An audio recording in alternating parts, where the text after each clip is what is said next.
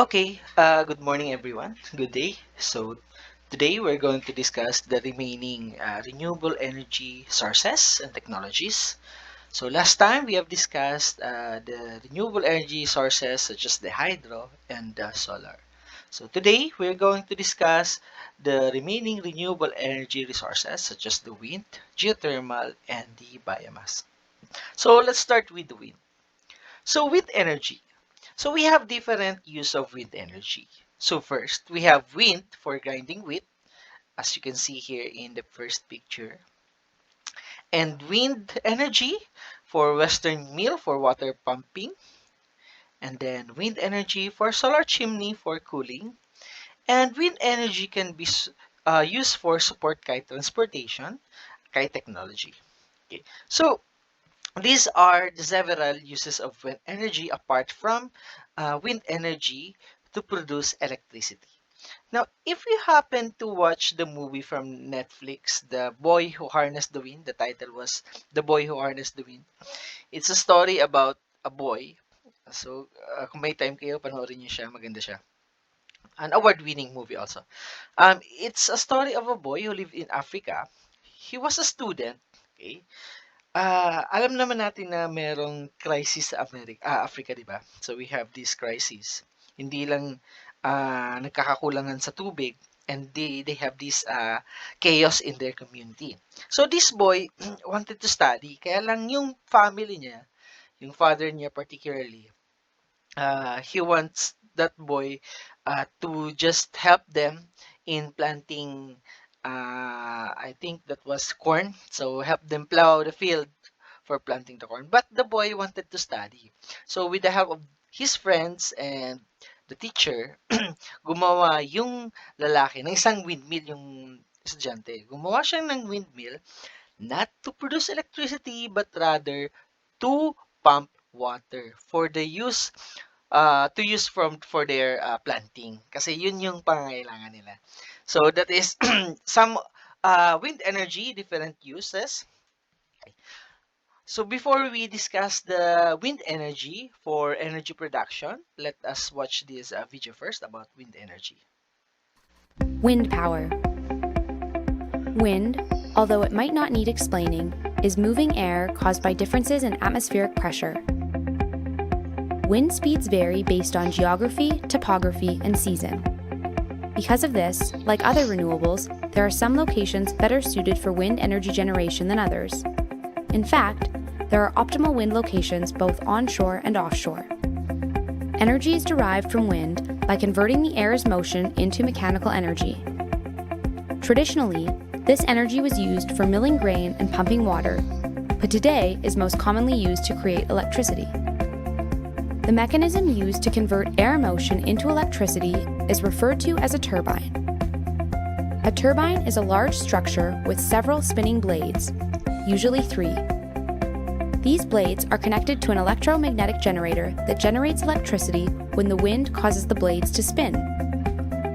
Wind is becoming an increasingly important part of the global electricity supply mix. A major advantage of wind is that the production of electricity has no direct CO2 emissions. But wind generation is not without its challenges. As everyone knows, the wind does not blow all the time, causing intermittency issues for power grids.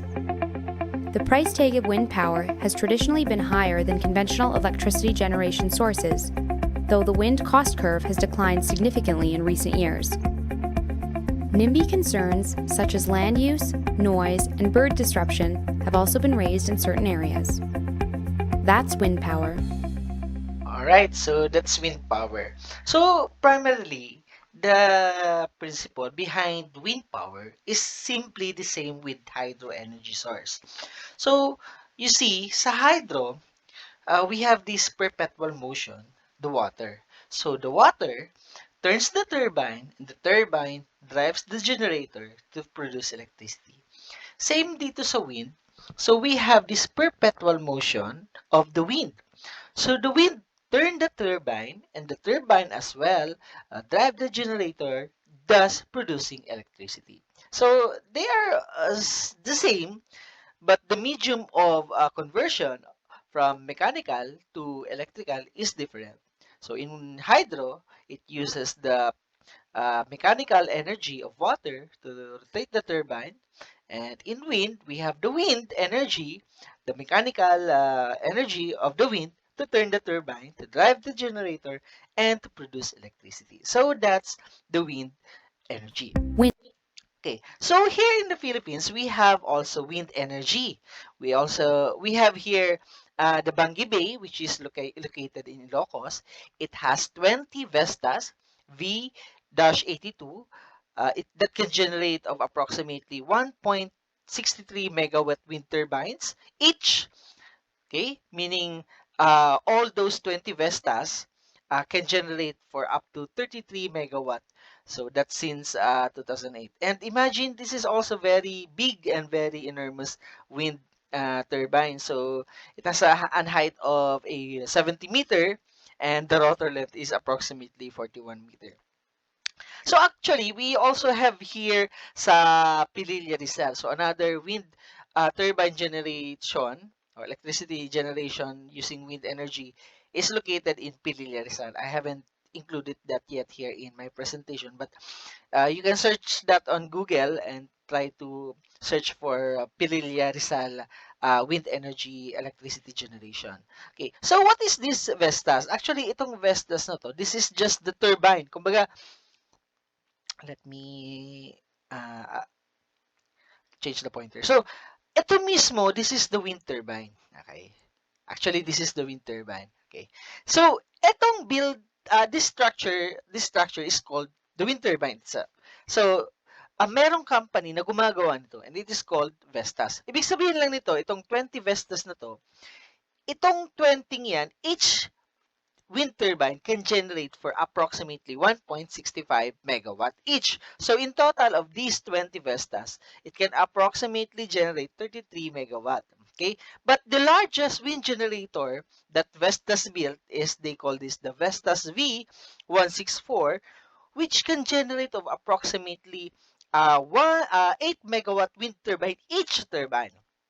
Pero it doubles its height, which is now a 140 meter, and the rotor length is almost doubled or more than double, almost doubled. So, naging 80. And the capacity is nearly 5 times more than the development in only 6 years. So, that's the technology behind the wind turbine. So, ito yung mga example natin ng wind turbine sa Ilocos, sa Luwag, sa Bangi Bay. So, and according to Department of Energy, these are the potential allocations that wind energy can be built in. So, ito yung, hindi yan mga, hindi yan typhoon, ha? Those are not typhoons, but rather those are just icon for possible potential wind energy production sites. So, yan, we have the Region 1, the Ilocos, Mountain Province, Cuyo Island, Basco, Catanduanes, Tagaytay, Lubang, western portion of Batangas, Guimaras, Masbate, northeast coastal of Negros, Palawan. So ito, these are like rural areas that wind energy production may be built on. Okay, so makikita natin nasa mga places siya ng mga edges of our Philippine map. Ano? So kasi nandun yung hangin sa mga edges niya. So near the coast actually, coastal areas. But we can also have this wind energy in our urban area. So we have this what we call wind energy in urban environment, such as tall buildings, mga infrastructures na malalaki or matataas, that we can also have this wind turbine. So we have different turbines that are applicable for urban environment. So, hindi lang yung mga vessels na yun. Kasi yung vessels na yun, those are primarily for rural areas such as coastal areas na free spaces talaga. So, here in our urban environment, we have these special turbines as well. So, mga maliliit lang, mga low production energy, electrical energy. So, we have this horizontal wind or the HAUTs, horizontal axis wind turbines, that can produce for approximately 1 kilowatt to 20 kilowatt. So, this is called horizontal axis. It's because the orientation of the LEC is in horizontal axis, yung orientation niya. So, para siyang electric fan, normal electric fan. So, kung meron horizontal, we also have the vertical. So, we have the vertical wind turbine. So, ito patayo. Yung LC niya is patayo. And yung ikot niya is like this one. Okay? Pag ganito yung ikot niya. So, historically, these turbines are categorized in as Savonus and Darius type. So, Savonus type, the wind pushes the blades, which implies that the rotation speed is always lower than the wind speed. Contrary to that, the Darius type, the shape of the rotor of Darius type, makes it possible for the rotor to spin faster than the wind speed. So, ito yung mga pwede natin ilagay sa mga matataas na building for us to have a wind energy source. Okay? So, we also have the innovative horizontal wind axis. This is the combination of vertical and horizontal wind axis turbines. So, because urban wind turbines or UWT are available in many different shapes and sizes, and each type of UWT or urban wind turbines operates best under different conditions, the choice of urban wind turbines model for a potential installation site should be studied carefully. So, you should have these feasibility studies and consideration bago tayo magpuput up ng wind turbine. For example, sa ating institution or sa ating college or sa ating school, we can identify tall building. So, minsan mapapansin natin mahangin, minsan hindi. So, we have these feasibility studies and consideration bago tayo mag-venture sa ganitong technology. So, bakit nga ba pwede nating i-consider yung urban wind turbines. Hindi lang yung parang sa Ilocos. We can also have these small setup wind turbines. So, why urban wind turbines? Because reduction of CO2 due to the use of renewable energy. Prevent energy transfer losses. Kasi on your production area, on-site, you can also use that as your for consumption of energy. Less dependency from energy utility company and saving on energy costs, and it is green because it is renewable, and visible green image for marketing purposes. So these are just some considerations. We have the rotor size for wind turbine. Which type is the most efficient one? The availability of the productive space, the yaw flow, urban environment, change of wind direction. Baka yung facing mo ng wind turbine mo is patalikod, pag ganyan, hindi siya nag-rotate in the direction of the wind kasi meron tayong habagat, amihan. So we have to consider that also. As well as the safety, malfunction of turbine in populated areas. For example, nagkaroon tayo ng typhoon, okay, malakas yung hangin, we are able to produce electricity or energy, but halimbawa na damage yung wind turbine natin, nilipad siya, and since we are in urban areas, baka may ma-aksidente tayo. So we have to consider also the safety, okay, for high turbulence level in urban areas. Okay. Okay, so for consideration naman in built environment, so we have this wind, noise emission, vibration, shadow flickering, and location. So under the wind, in average, rural areas wind speed is considerably higher than wind speed in the built environment. Kasi nga, free space yung rural areas.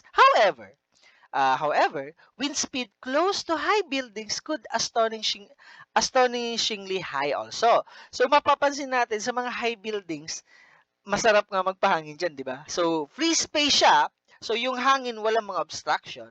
So therefore, may chances na malakas yung blow ng hangin dyan. So there's a potential talaga for urban environment to put in consideration yung wind energy source. Okay. For noise emission, we have to consider also the noise emission. So noise level at homes have to stay below the maximum allowable noise level enforced by law, such as in Netherlands, 40 dB. Okay, slow rotation wind turbines are normally less noisy.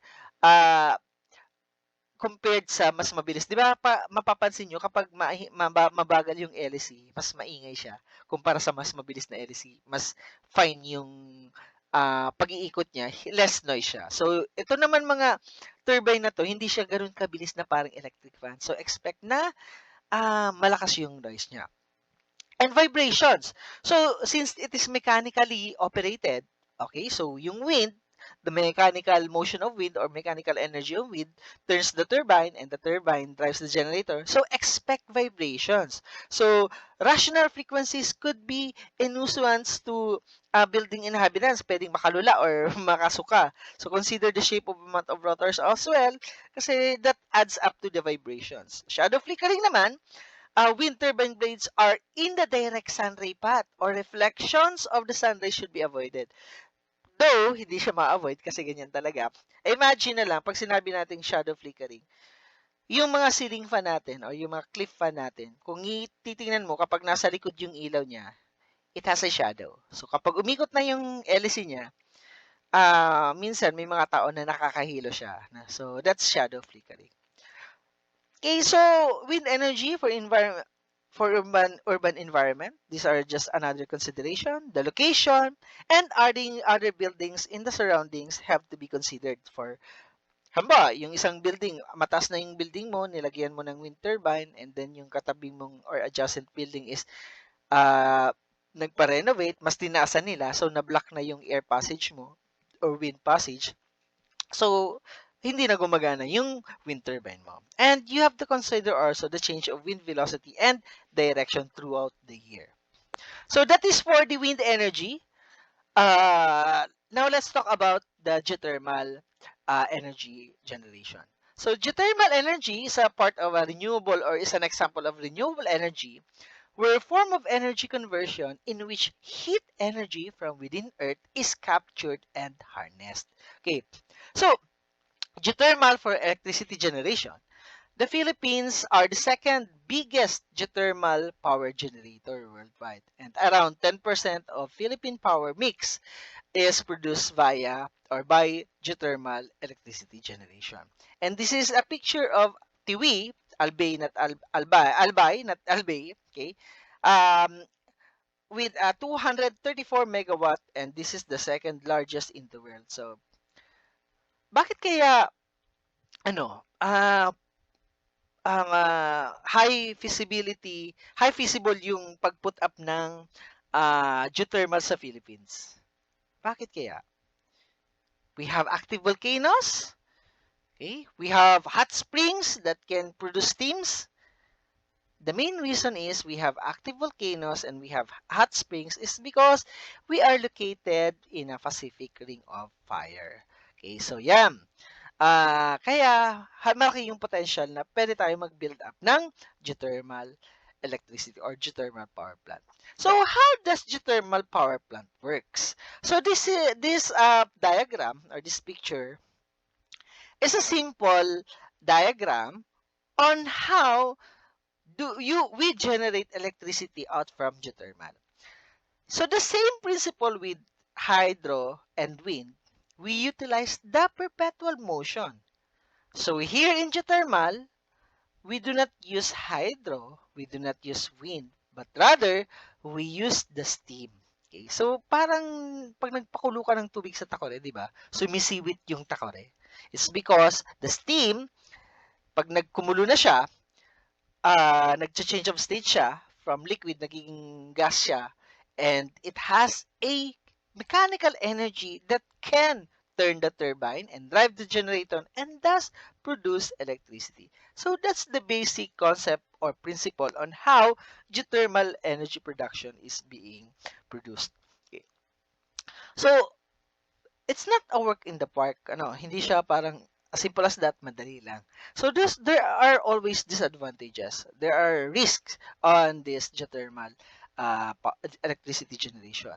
So one risk or one disadvantage is that technical constraints, acidic geothermal fluids, prone sa corrosion yung mga pipes natin and surface instability such as earthquakes. Yun. So pag may mga earthquakes, since na gumagana or we have several pipes for geothermal power generation, so pwedeng yung earthquake might affect the operation. And of course, because of acidic geothermal fluids, since yung mga pipe is made up of steels and metals, so hindi naman siya stainless kasi malang stainless, so they are prone to corrosions. So maintenance issue, mataas din.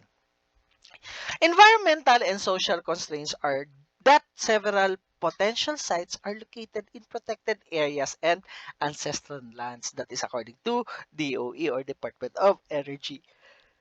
And financial constraints, that is a high investment cost, particular to drilling and reservoir preparation. So, uh, yung mga investor talagang dapat malaki yung pera niya para lang maisa katuparan itong geothermal power electricity generation na to.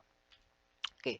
So, in other countries, they utilize the the temperature of the geothermal for heating and cooling. Okay, so they have this what we call geothermal heat pumps, or GHP. So at shallower depths where most geothermal heat pumps are found, such as within 6 meters of Earth's surface, the temperature of the ground maintains a near constant temperature. And the principle is similar to refrigerator but in both ways, so for heating and cooling. So makikita natin dito sa picture, sa ibang bansa kasi they have these both extremes. So some season have so hot, and they have this season of so cold. So they utilize the temperature of the ground, and they have this they have this heat exchange. They have this heat exchanger apparatus, wherein a heat exchanger and pump, wherein they uh, they work in both for heating and for cooling depending on the situation. Okay? So, dito sa Pilipinas, wala tayo niyan. Kasi, pag nagbungkal tayo and maglagay tayo ng mga ganyan, these are just pipes. So, baka pagbungkal natin, nawasa yung mabungkal natin, makadisgrasya pa tayo. Okay? Makakuha pa kitang abunaran. Okay, so that's for the geothermal. So, let us watch this video again.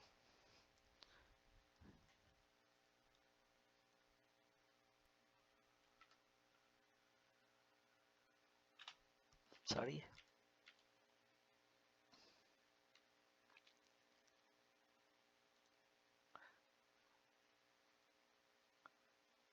Oop. Pointer. Okay. Hindi na siya ma-play.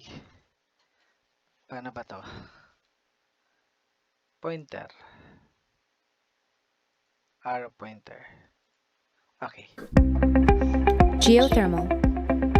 Geothermal refers to producing energy from the internal heat of the Earth. The internal heat of the Earth is generated from radioactive decay of minerals and continual heat loss from the Earth's original formation. Geothermal wells are drilled into the Earth's crust at approximately a depth of 3 to 10 kilometers. The heat is extracted with a variety of methods, but in most cases is drawn from the Earth using water and steam. Hot water from the Earth may be directly extracted to heat homes and buildings. This is done either by directly circulating the hot water through buildings or by pumping it through a heat exchanger that transfers the heat to the building. Geothermal heat can also be used to produce electricity in a geothermal power plant. Electricity is generated when geothermal heat produces steam that turns turbines on a generator. The major regions of geothermal development are in the most volcanically and tectonically active regions of the world. Though geothermal energy is currently a small player in the world's energy mix, one of its key advantages is its reliability and consistent power generation, which means it can provide baseload electricity. Concerns with geothermal include the accidental release of CO2 and hydrogen sulfide emissions stored in the Earth's groundwater that is often used to carry geothermal heat to the Earth's surface. Additionally, drawing heat from the Earth's crust can, if done irresponsibly, lower the ground temperature below the surface. The upfront costs for geothermal energy production are relatively high.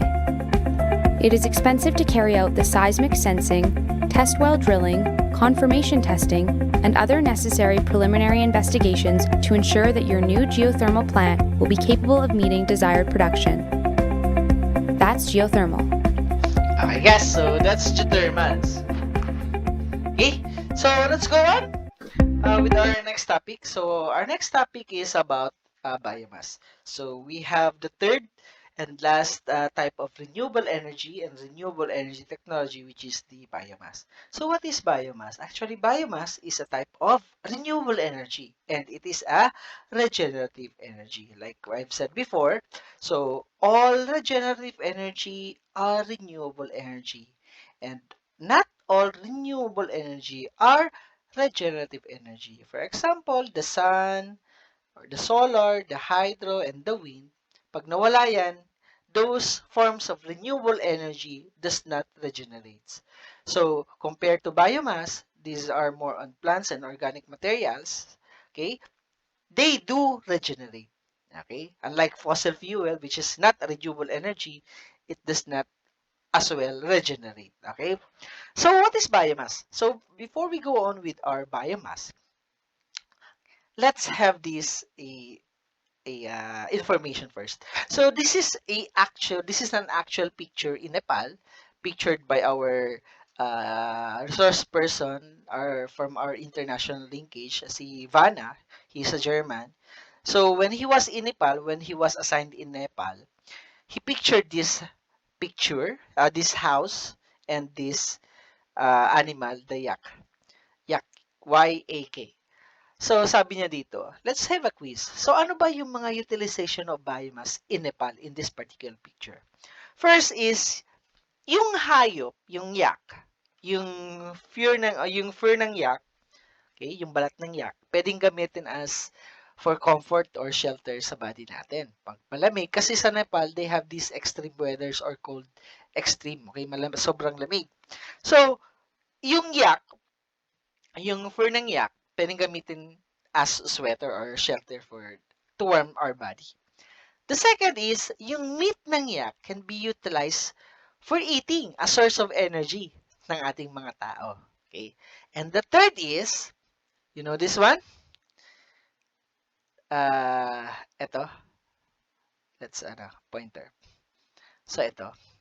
Yang nakatapal sa wall na yan, those are actually yak droppings or poop. So, poop siya used to insulate and warm the house. Okay? So, kapag during cold season sa Nepal, nilalagay talaga nila yan. And mind you, hindi naman siya mabaho because usually yung mga yak, ang kinakain yan is mga damo-damo. Yung mga damo, di ba? So, let's compare, ano ba, yung mga cows and carabaos compared to dogs and cats, di ba?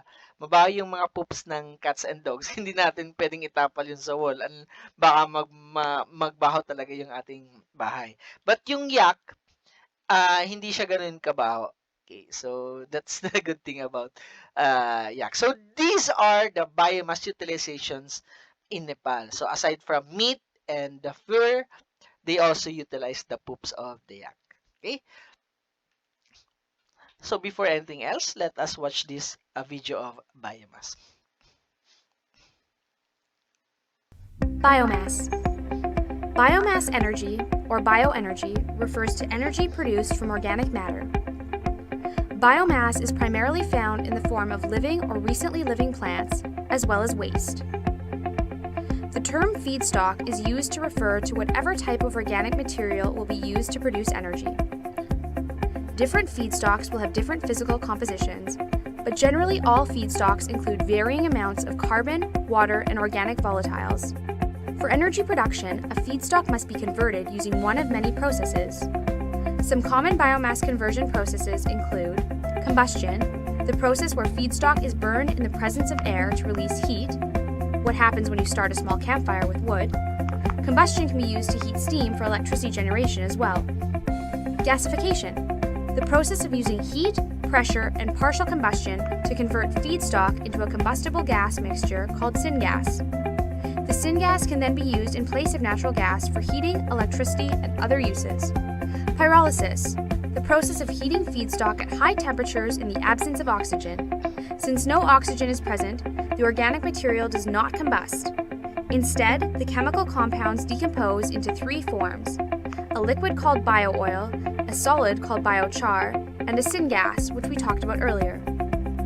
Anaerobic digestion or biodigestion, a process where bacteria breaks down organic material in the absence of air to create biogas, which can be captured and burned to produce energy. The remaining byproduct is called digestate and makes a great fertilizer. Fermentation, the process of converting a plant's glucose into an alcohol called ethanol through the use of yeast. The ethanol is a liquid fuel that can be used as an automotive fuel. It is important to note that certain feedstocks are more conducive for some biomass conversion processes over others. The determination of which feedstock and process will be used is determined largely by the availability of resources and the desired end form of energy. Prior to the Industrial Revolution, biomass was the primary source of energy. Biomass now makes up only a small percentage of total world energy use.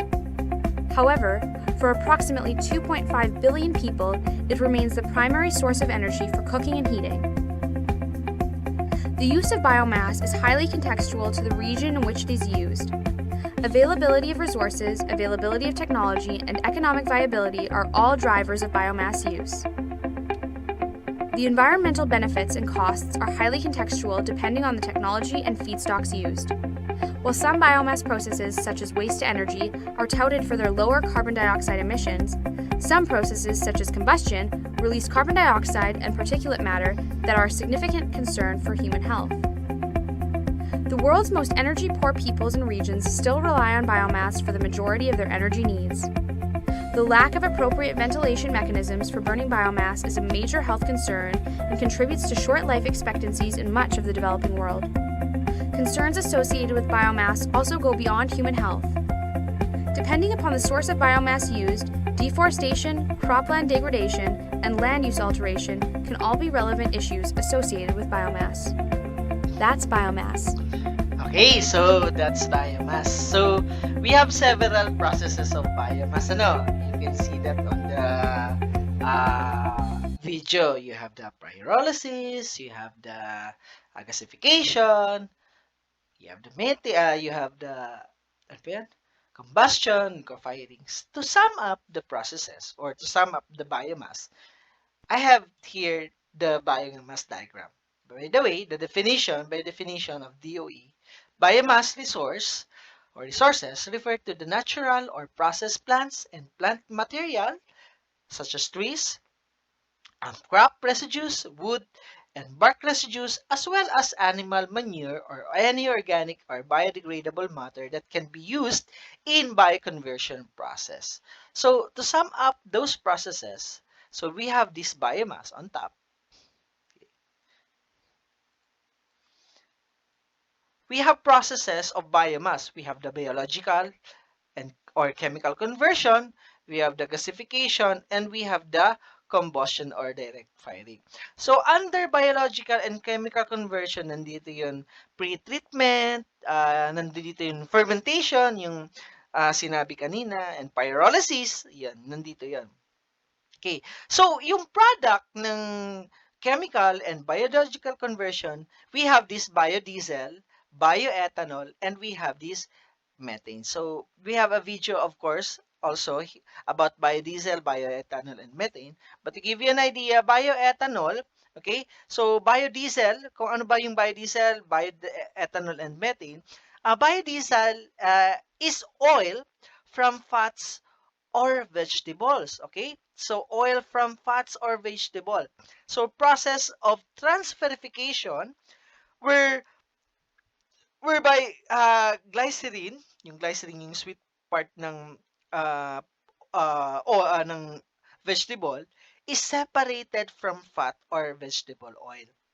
So the oil is only captured and can be used for pure or blended with diesel fuel for fuel consumption. The outcome, okay, so we have the outcome is biodiesel. The term are the methyl and ester as their chemical name. So, yung bioethanol naman, ito yung ethanol process of fermentation of plants, starches such as sugarcane, switchgrass, grains, and agricultural waste. Ito yung process of fermentation. Pero yung iba, before fermentation, they have this process what we call pre-treatment muna. And we have this methane.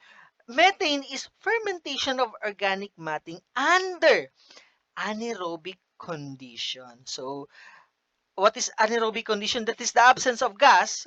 So, yung anaerobic bacteria, siya yung be-breakdown ng siya ng process ng be-breakdown ng methane gas and nung residue. So this methane gas, actually an example of methane gas is our fart. Okay, it is a combustible gas that can be used as a fuel source for cooking and other purposes. So, ito yung byproducts ng biological and chemical conversion. Biodiesel, bioethanol, and methane can be used for fuel for transportation, and the residue, it can be also used for power. So, another process is the gasification. Ang gasification naman, ito yung process using partial combustion, temperature, and pressure, applying pressure. The process converts organic or fossil fuel-based carbonaceous material into carbon monoxide, hydrogen, and carbon dioxide. So the temperature is almost above 700 degrees Celsius and under pressure, and it produces syngases, or what we call synthetic gases. Okay, that can be used to power as used for fuel to power. And another type of process in biomass is what we call the combustion or direct firing or co-firing. So, ito yung pinaka-ginagamit natin, yung pagsusunog ng kahoy, nung ano pang biomass materials. Yan yung tinatawag nating combustion and direct firing. So, basically this is the block diagram of biomass. Okay, the processes and the byproducts. So, I have also another video here for us to understand more. So, let's watch this one. Biofuels.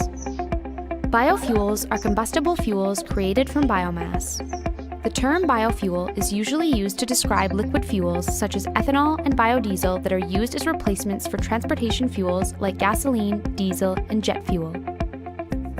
Ethanol is an alcohol formed by fermentation.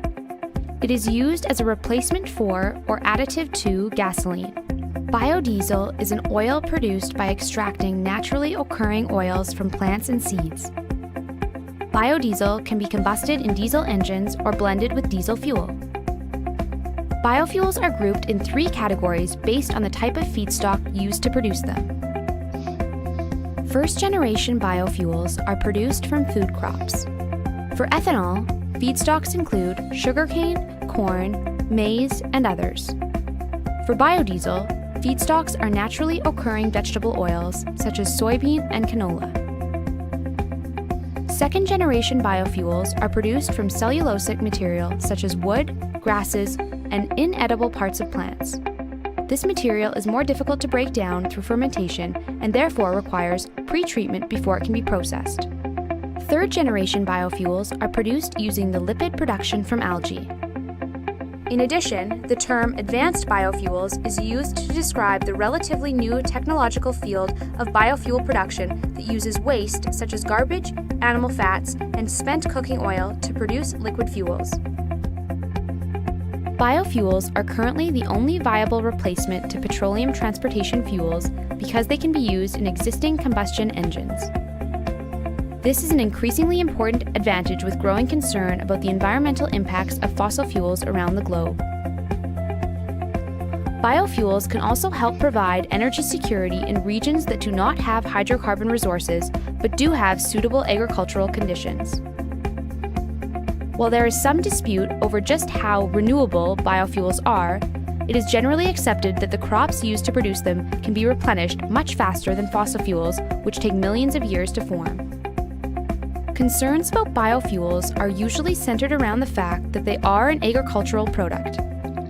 Producing these biofuel crops can mean competition with other natural resources, particularly land, food, and water.